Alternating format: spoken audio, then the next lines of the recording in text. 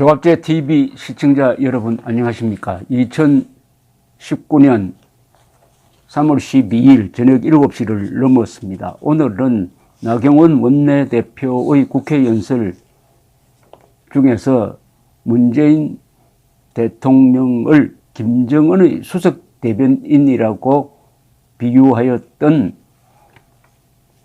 외국 언론의 이야기를 인용한 비판이 화제가 되었습니다. 김정은의 수석 대변인이다.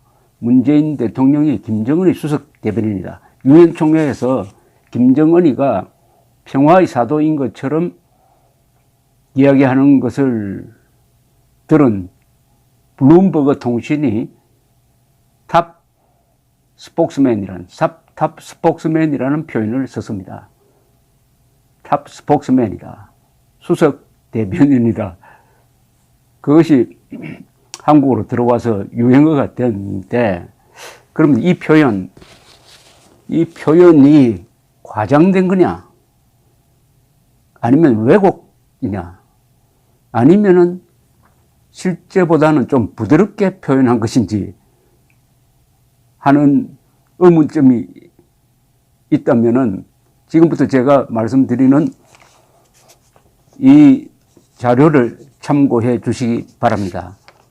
이 남쪽 대통령이란 발언으로 유명한 연설이 있습니다. 2018년 작년 9월 19일 평양 5.1 경기장에서 문재인 대통령이 평양 주민, 레스게임을 하는 평양 주민들 앞에서 한 연설입니다.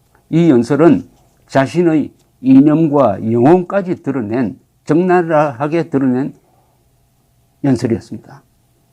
어쨌든 문재인 대통령의 철학, 가치관, 전략, 정책, 역사관을 이해하는데 가장 중요한 자료입니다. 첫 문장이 이렇게 시작됩니다.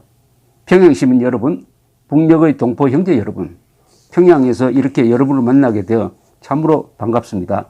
남쪽 대통령으로서 김정은 국무위원장의 소개로 여러분에게 인사말을 하게 되니 그 감격을 말로 표현할 수 없습니다. 자, 여기서 대한민국 대통령이 반국가단체의 수괴인 김정은을 국무위원장이라고 호칭을 했습니다. 그러면서 자신을 대한민국 대통령이라고 하지 않고 남쪽 대통령이라고 하였습니다. 그러니까 김정은은 나라를 다스리는 최고 지도자고 문재인 자신은 한 지역을 다스리는 사람이다. 이렇게 되면은 누가 상관이고 누가 부하가 되는 겁니까?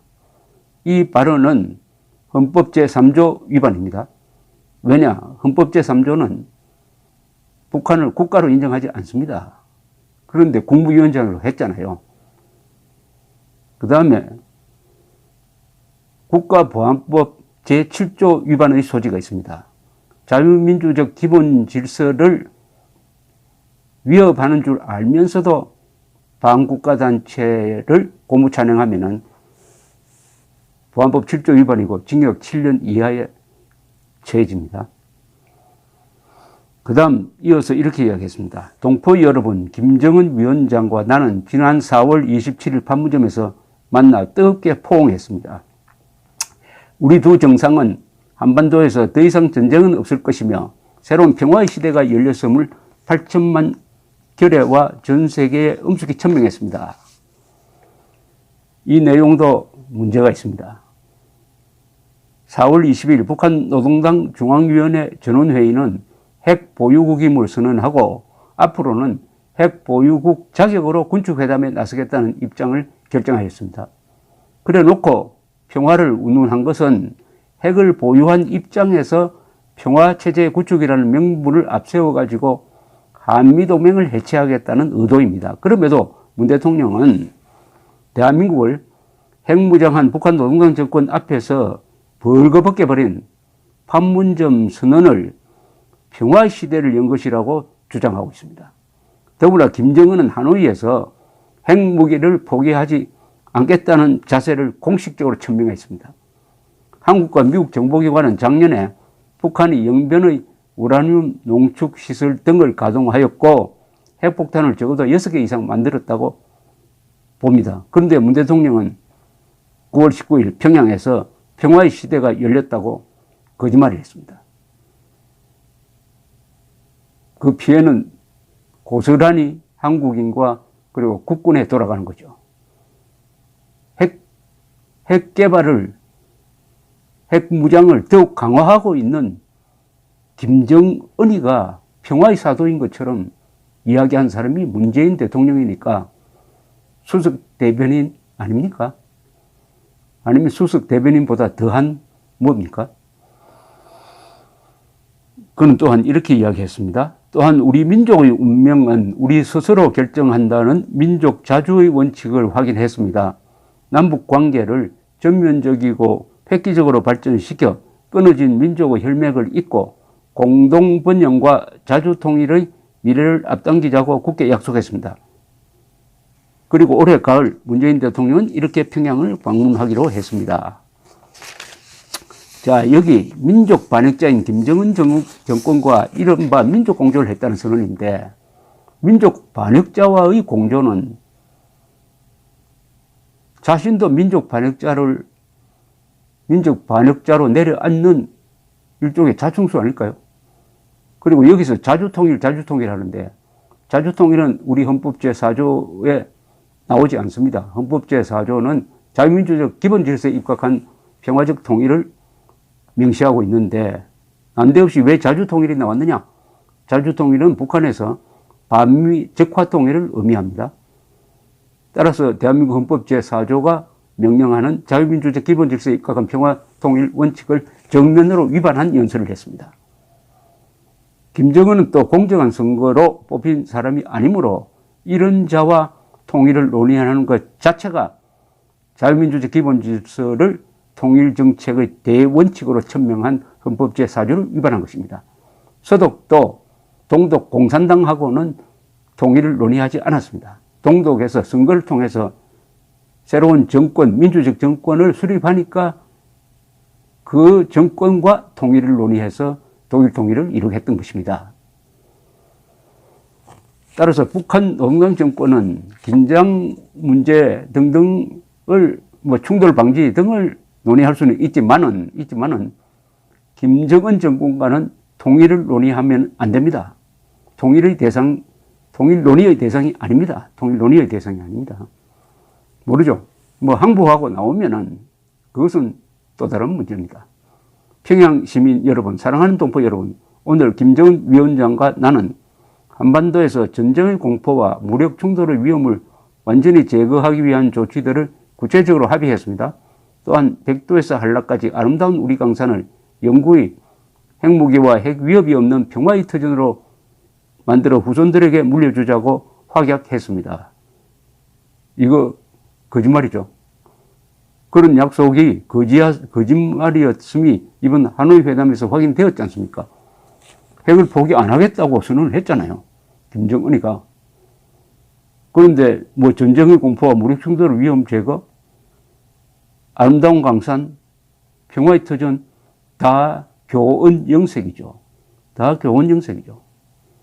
하노이 회담을 통해서 문재인 대통령의 이 연설이 거짓이었음이 증명되었습니다. 그리고 더 늦기 전에 이산가족의 고통을 근원적으로 해소하기 위한 조치들을 신속히 취하기로 했습니다.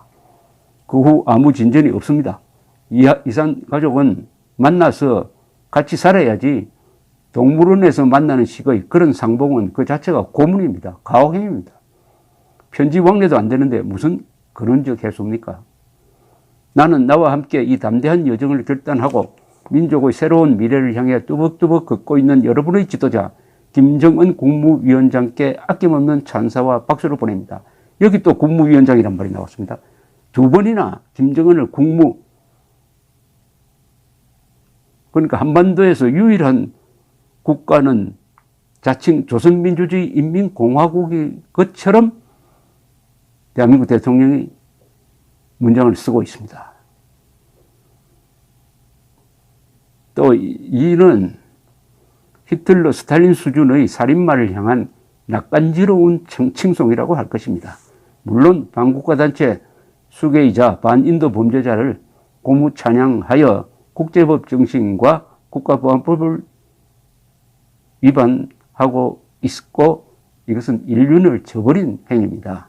어떻게 대한민국 대통령이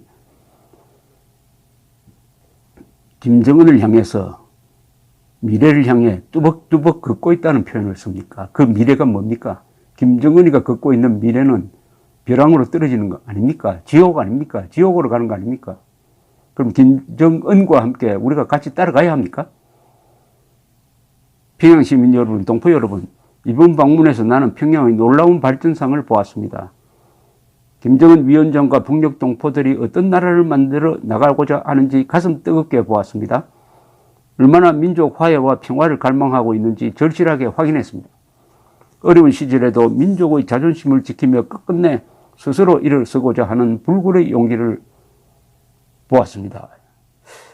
너무 지나친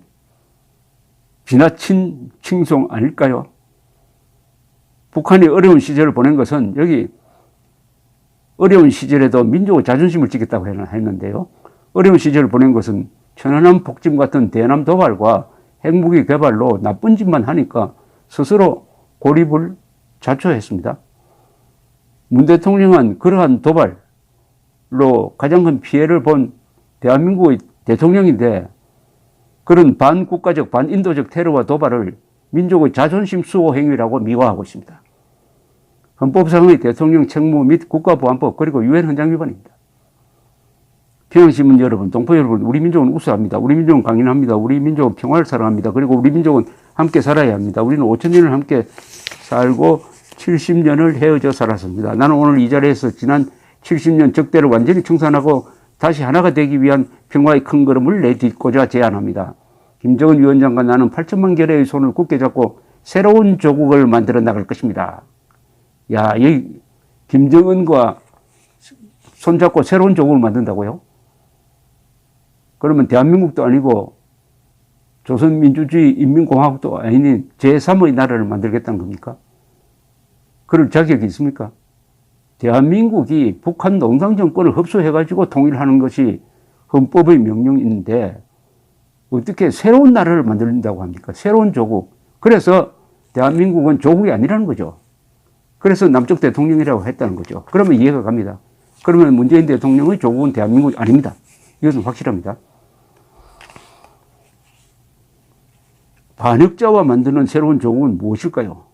자유가 말살된 나라일 것입니다. 문재인 대통령은 자유민주주의를 부정합니다. 그런 사람이 반국가 단체와 손잡고 새로운 조국을 만들려면 대한민국과 자유민주주의와 한미동맹을 해체하고 개인의 자유를 말살해야 합니다. 이렇게 되면 이거는 일종의 반역선언 아닙니까? 민족 반역자와 공조하지 않은 자도 민족 반역자입니다. 오늘 많은 평양시민, 청년, 학생, 어린이들이 대집단 체조로 나와 우리 대표단을 뜨겁게 환영해 주신 것에 대해서도 다시 한번 감사드립니다. 대집단 체조를 준비한 어린이들이 겪은 고통을 안다면은 어린이 인권 침해의 집단 쇼에 대하여 이런 찬사를 보낼 수는 없을 것입니다. 자, 읽어보시니까 김정은의 수석 대변인이란 말이 과장입니까? 왜곡입니까? 아니면 실제보다는 좀 부드럽게 표현한 겁니까? 판단이 서술 줄 압니다. 감사합니다.